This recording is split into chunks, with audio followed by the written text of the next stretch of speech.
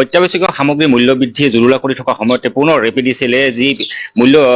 প্ৰতি ইউনিটত মূল্য বৃদ্ধি কৰিব ওলাইছে আৰু এই মুহূৰ্তত মই উপস্থিত আছো জয়ীসোপা চলন্তাপাৰাৰ এপিডিচিএলৰ এটা কাৰ্যালয়ত আৰু দেখিবলৈ পোৱা গৈছে মই সতীৰ্থক দেখাবলৈ জনাইছো মই আজি উপস্থিত আছো চলন্তাপাৰাৰ এপিডিচিএলৰ এটা কাৰ্যালয়ত আৰু মূল্য বৃদ্ধিয়ে জুৰুলা কৰি থকাৰ সময়তে এপিডিচিএলে পুনৰ তেখেতৰ ঘাটি বাজেট পূৰণ কৰাৰ বাবে আকৌ 28 পইচাকে প্ৰতি ইউনিটত মূল্য বৃদ্ধি কৰিব ওলাইছে আৰু ইয়াতে মই কিছু সাধাৰণ জনতা আছে তাৰ পৰা পৰে পৰে মই জানিবলৈ যত্ন কৰিম যিহেতু চৰকাৰখন গঠন হোৱাৰ পিছৰ পৰাই অত্যাৱশ্যকীয় মূল্য বৃদ্ধি হৈ আছে তাৰপিছত আকৌ এপিডিচিএলে 28 পইচাকে মূল্য বৃদ্ধি কৰিব ওলাইছে কি ক'ব? হয়,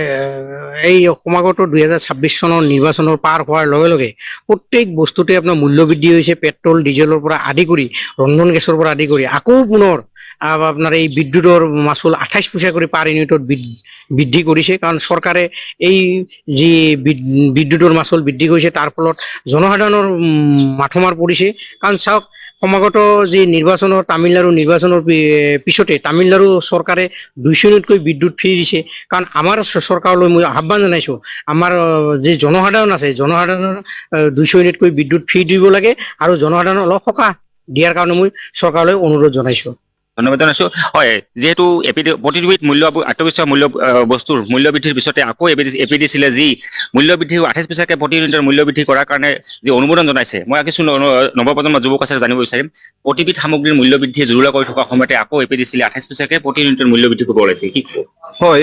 চৰকাৰে নৱগঠিত যি চৰকাৰ হৈছে মিত্ৰজোঁটৰ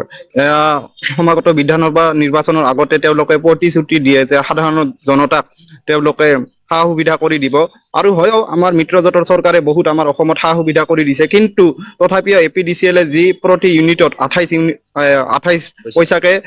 বৃদ্ধি কৰিব বিচাৰিছে তাৰ কাৰণে আমি আচলতে সাধাৰণ জনতাই আমি বিৰোধিতাই কৰিম। কাৰণ আমাৰ সাধাৰণ জনতাৰ কাৰণে এয়া এক জ্বলা-কলা ভুগিব লগা হৈছে আৰু অনাগত দিনত যাতে তামিলনাডুত 200 ইউনিটকে ফ্ৰী দিছে, আমিও আমাৰ চৰকাৰক আমি অনুৰোধ জনাম যাতে আমাকো 200 ইউনিটকে ফ্ৰী দিয়ে আৰু প্ৰতিটো বস্তুত নজৰ ৰাখিব লাগে যাতে মূল্য বৃদ্ধি ৰোধ হ'ব লাগে আৰু মূল্য বৃদ্ধি ৰোধ হ'লে আমাৰ সাধাৰণ জনতাৰ কাৰণে ভাল হ'ব। আমাৰ অসমৰ মাননীয় মুখ্যমন্ত্ৰী মামাক আমি ইয়াৰ প্ৰতি নজৰ ৰাখিব দিম আৰু অতি সোনকালে যাতে আমাৰ মূল্য বৃদ্ধি ৰোধ হয় তাৰ কাৰণে ধন্যবাদ জনাইছো। কাৰণ প্ৰতিবিধ অত্যাৱশ্যক সামগ্ৰী পেট্ৰল ডিজেলৰ পৰা আৰম্ভ কৰি অত্যাৱশ্যক খাদ্য সামগ্ৰী আৰু এইবাৰ